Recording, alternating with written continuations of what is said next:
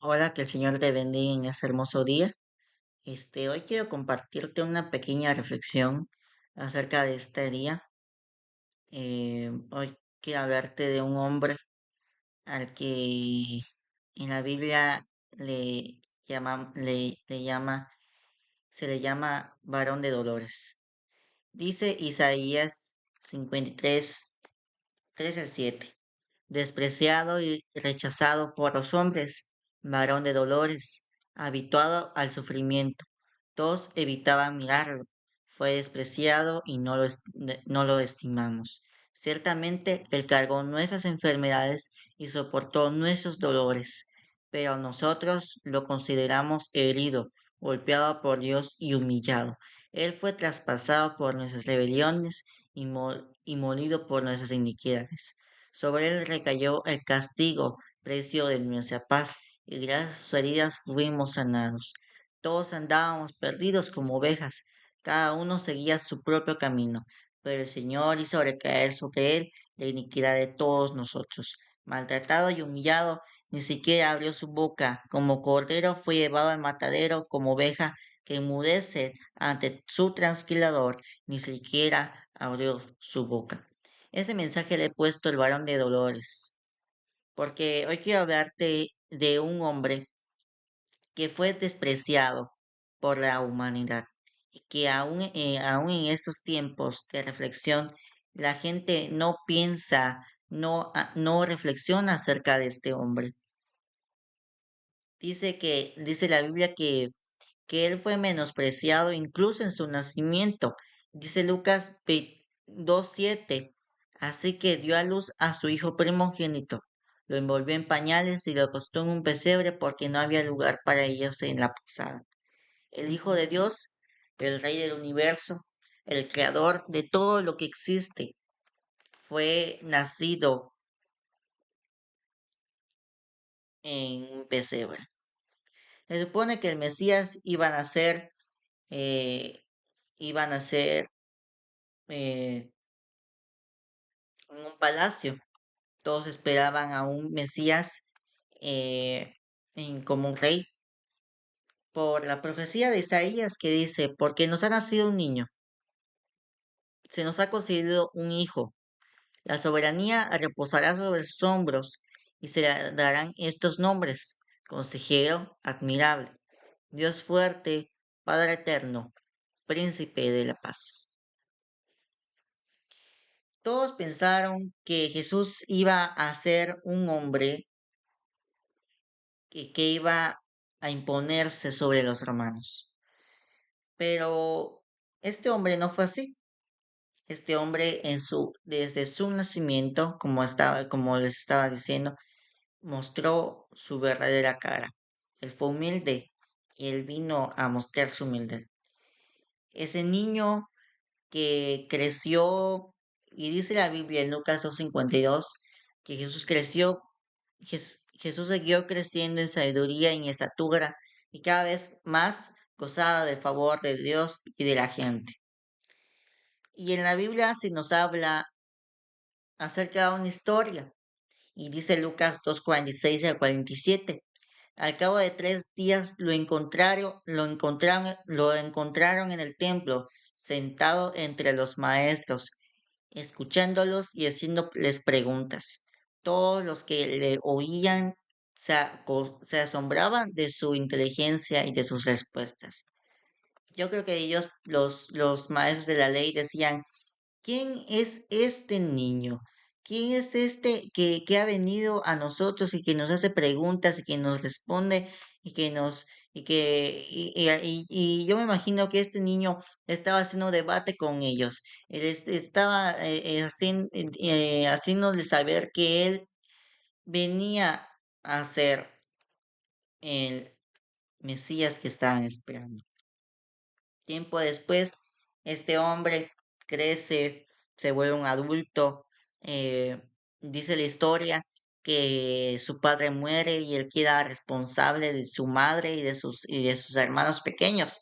Y en el primer escenario público, y la primera vez que aparece como figura pública, el profeta Juan habla y dice en Juan 1:29, al día siguiente Juan vio a Jesús que se acercaba a él y dijo, aquí tienen al Cordero de Dios que quita el pecado del mundo.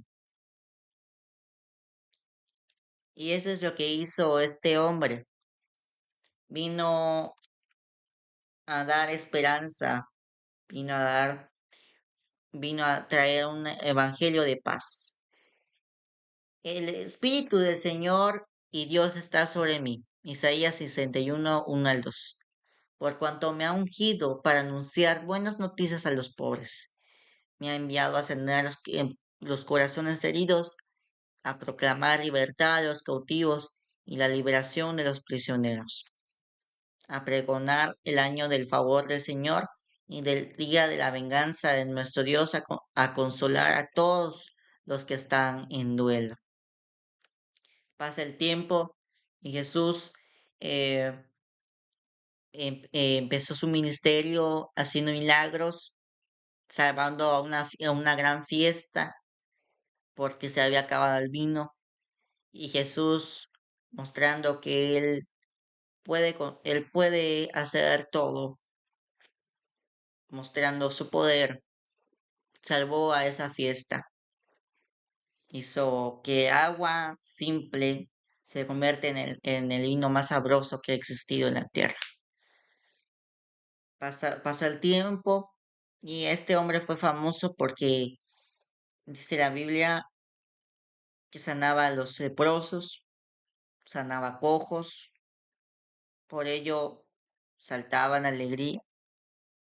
Dice que los mudos cantaban, los ciegos veían, pero tristemente, y por una extraña razón, él fue despreciado, él fue rechazado y nadie lo miraba. Él fue despreciado y nadie lo estimó. Varón de dolores. Pasan 3 años y medio aproximadamente, y empieza su última semana aquí en la tierra, entrando en Jerusalén. Tanto la gente que iba delante de él como la que iba detrás gritaba, Hosana al Hijo de David, bendito el que viene en el nombre del Señor, Hosana en las alturas. Mateo 21:9. Le cantaban al rey. Ellos pensaban que este hombre iba a liberar al pueblo judío del pueblo romano. Pero Jesús no vino a hacer eso. Jesús vino a mostrar paz en medio de la tormenta. Pasa el tiempo y Jesús sigue la semana. Jesús sigue en el templo enseñando. Llega el tiempo y llega finalmente la última cena con sus apóstoles. La última cena en donde se despide el gran maestro con una cena. Y dice Mateo 26, 26 al 29. Mientras comían, Jesús tomó pan y lo bendijo. Luego lo partió y se lo dio a sus discípulos, diciéndoles, tomen y coman, esto es mi cuerpo. Después tomó una copa, dio gracias y se la dio a ellos, diciéndoles, beban de ella todos ustedes. Esto es mi sangre del pacto que es derramada por muchos para el perdón de pecados. Tristemente Jesús, después de esa noche, dice que la Biblia que este hombre fue arrestado y fue enjuiciado en un falso juicio. La ley decía que debían de estar todo el Sanedrín, El Sanedrín era el cuerpo religioso de aquella época y muchos no estaban ahí. Recordarán a Nicodemo, un gran hombre de Dios, inspirado, que buscó al Señor Jesús y le preguntó, ¿cómo voy a ser salvo? Jesús le dijo, si vuelves a nacer de nuevo, serás salvo. Él no estaba en esa junta, él no estaba en esa reunión. Hicieron un falso juicio por la noche y al día siguiente, después de una presión en donde muchas personas impidieron que los seguidores de Jesús estén ahí, solo los poderosos judíos de aquella época fueron ante el tribunal de Pilato y gritándole, crucifíquenle, crucifíquenle. Jesús va al monte de la calavera, al monte del Gólgota. Pero antes de ello, antes de morir, da 7 palabras, 7 frases, que hoy lo quiero leer con ustedes. Lucas 23:34. Y Jesús decía, Padre, perdónalos porque no saben lo que hacen. Y repartieron entre sí sus vestidos echando suertes. Para los romanos no era costumbre el escuchar esto. Ellos estaban acostumbrados a que cuando un crucificado iba a la cruz, inmediatamente ellos los maldecían. No eran los romanos, era esa frase. Y los maldecían. Pero Jesús, en lugar de maldecir, lanza una palabra de perdón. Padre, perdónalos porque no saben lo que hacen. El perdón para ti y el perdón para mí de nuestros pecados. La segunda palabra, te aseguro que hoy estarás conmigo en el paraíso, le contestó Jesús. Lucas 23:43. Hagamos una escena y veamos al monte de la calavera. Jesús estaba ahí con sus discípulos, perdón, con 2 malhechores. Sus discípulos se habían ido. Ahí habían 2 malhechores clavados, uno a la derecha y otro a la izquierda. Y dice la Biblia que lo injuriaban y le decían, si tú eres el Cristo, sálvate a ti mismo. Pero el otro le decía, no puede ser que no tengas temor de Dios, aun estando tú también como Él en esta misma condena. Él no se merecía que esté ahí, nosotros sí por lo que hicimos. Y con una mirada de fe, hermanos, amigos que me están viendo, habla y dice, Señor, acuérdate de mí cuando vengas en tu reino. Te aseguro que hoy estarás conmigo en el paraíso, le contestó Jesús. Con una mirada de fe se salva un pecado. Tercera palabra, Juan 19:26 al 27. Cuando vio a su madre y al discípulo a quien él amaba, que estaba presente, dijo a su madre, Mujer, he ahí a tu hijo. Después dijo al discípulo, He ahí a tu madre. Y desde aquella hora el discípulo la recibió en su casa. Jesús, viendo por el bienestar de su madre, esa mujer de 1000 batallas, esa mujer que dice la Biblia que atesoraba los momentos, los llevaba en el corazón. Yo creo que esta mujer recordaba a su hijo bebé dando sus primeros pasos, dando sus primeras palabras y ella estando a los pies de la cruz. Empieza a llorar, empieza a gritar, suelten a mi hijo.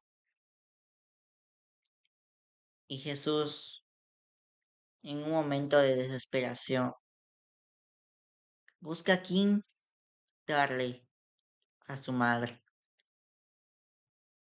a quién confiarle a su madre, porque Jesús ya no iba a estar.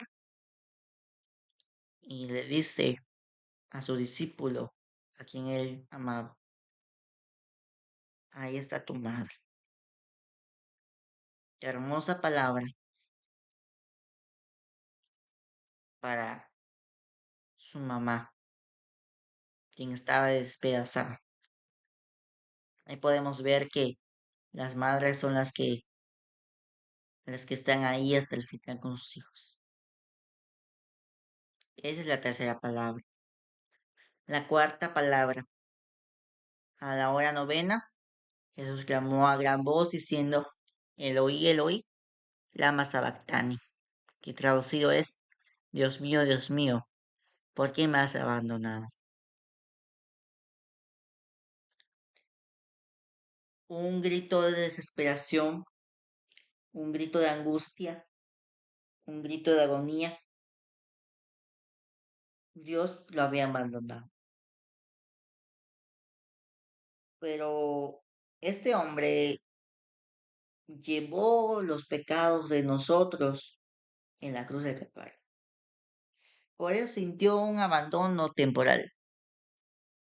Por eso este hombre sintió un abandono eh, temporal. Pero ese abandono lo sufrió mucho. ¿Por qué?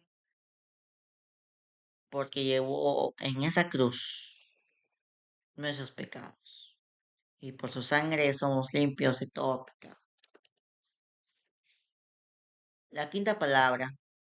Después de esto, sabiendo que Jesús, sabiendo Jesús que ya todo estaba consumado, dijo para que la escritura se cumpliese. Tenga usted una palabra hermosa que representa muchas cosas,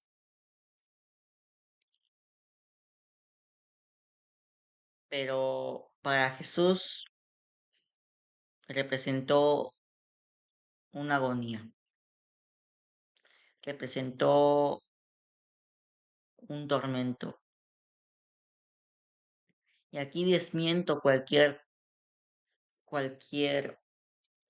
eh, blasfemia que diga que Jesús es 50% hombre y 50% Dios. Jesús es Dios, Jesús era hombre, 100%. Por eso exclama y dice, tengo sed. Sed por ti, sed por mí. La sexta palabra, cuando Jesús hubo tomado el vinagre, dijo, consumado es. Y habiendo inclinado la cabeza, entregó el Espíritu. Juan 19:30. Una palabra de victoria, de triunfo. Él ya había acabado la obra.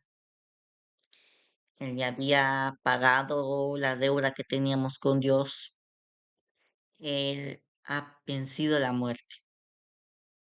Él ha vencido al enemigo.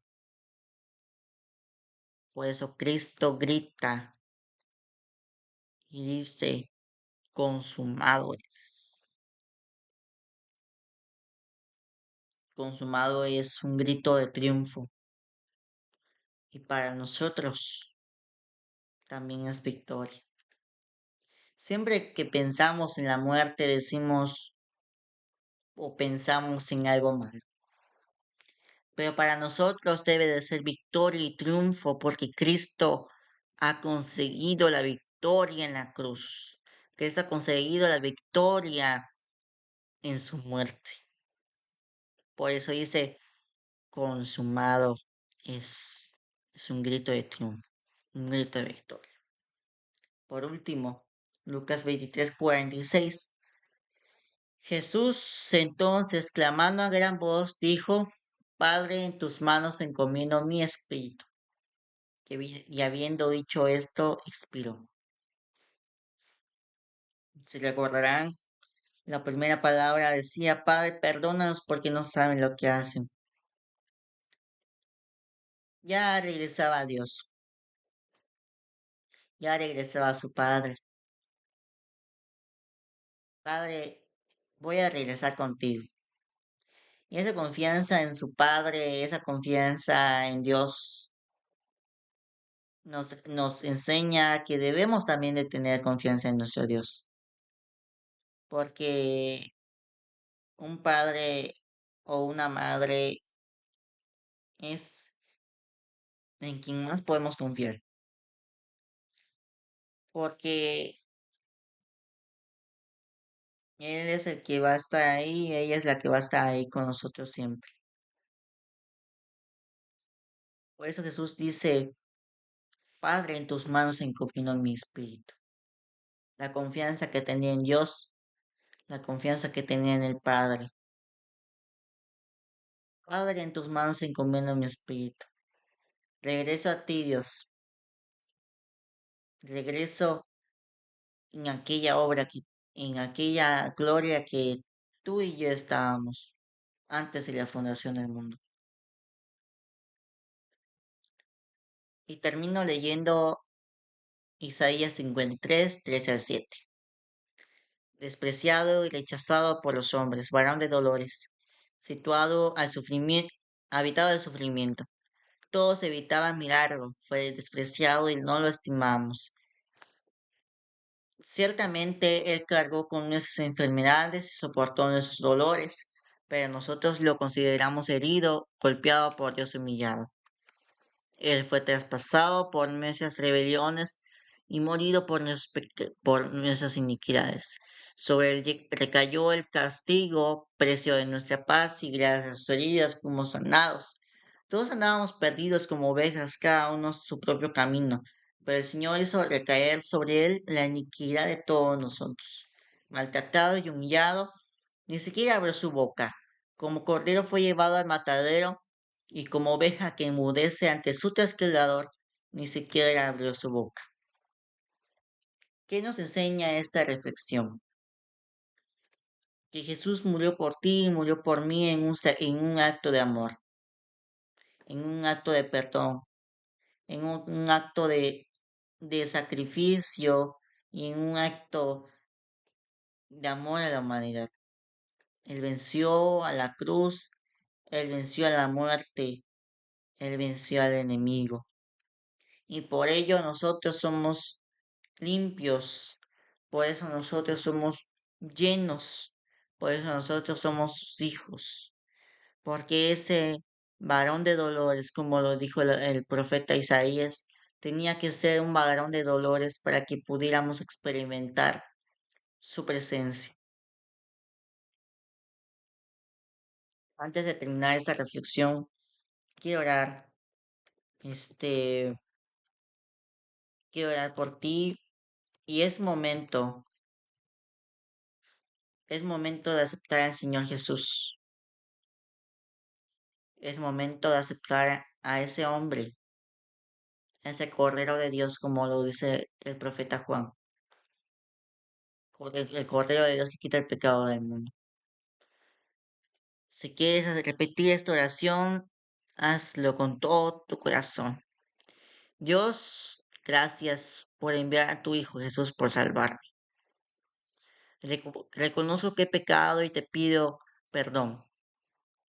Creo que Jesús murió por mis pecados, pero Él ha resucitado. Hoy acepto el regalo de la salvación y te pido que entres a mi corazón. Entra a mi vida y hazme un hombre nuevo. Escribe mi nombre en el libro de la vida y hazme tu hijo.